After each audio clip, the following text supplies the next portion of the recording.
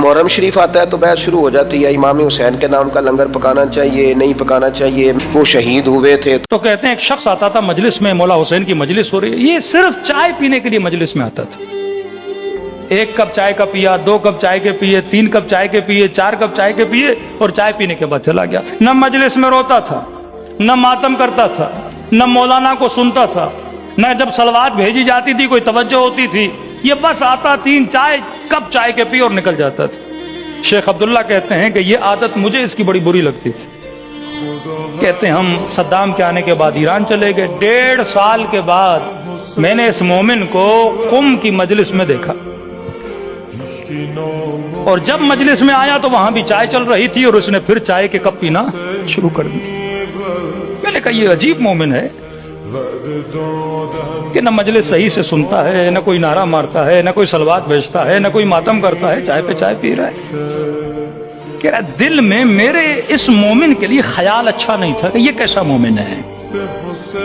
شیخ عبداللہ کہتے ہیں 1.5 سال کے بعد یہ مر گیا۔ اس کی وفات کے 1 سال کے بعد اللہ نے اس مومن کی مجھے برزخ دکھائی۔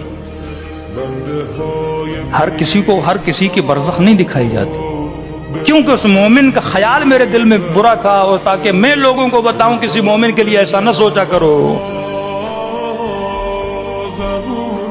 اب عالم برزخ میں کیا دیکھتا ہوں کہ برزخ کے باغوں میں سے ایک باغ میں یہ بوڑھا بیٹھا ہے، اور میں تعجب سے پوچھتا ہوں کہ جناب تم نے ایسا کون سا کارنامہ انجام دیا؟ نہ روتے تھے، نہ ماتم صحیح سے کرتے تھے، نہ مجلس میں صحیح سے بیٹھتے تھے، صرف چائے پی کے چلے جاتے تھے۔ یہ جگہ تمہیں کس نے دی؟ کہا شیخ عبداللہ یہ جگہ مجھے حسین نے دی ہے۔ کہ جیسے روح پرواز کی عالم برزخ میں امام حسین مجھے لے کر آئے، کہ اس باغ میں رہو تا قیامت، جب قیامت ہوگی تمہیں اور اچھی جگہ ہم دیں گے۔ کہتا پھر میں نے کہا شیخ عبداللہ تم نے ایسا کیا کیا تھا کہ امام حسین نے تجھے باغ دیا ہے؟ تو صرف چائے پیتا تھا۔ کہتے یہاں پہ یہ بوڑھا غصے میں آیا، اور اس نے کہا شیخ چائے تو پیتا تھا، لیکن یہ بتا چائے کس کی پیتا تھا؟ کیا میرے گھر میں قہوہ نہیں تھا؟ کیا میرے گھر میں چائے نہیں تھی؟ چائے تو میرے گھر میں بھی ملتی تھی۔ کہ میں صرف مجلس میں حسین کی چائے پینے کے لیے آتا تھا۔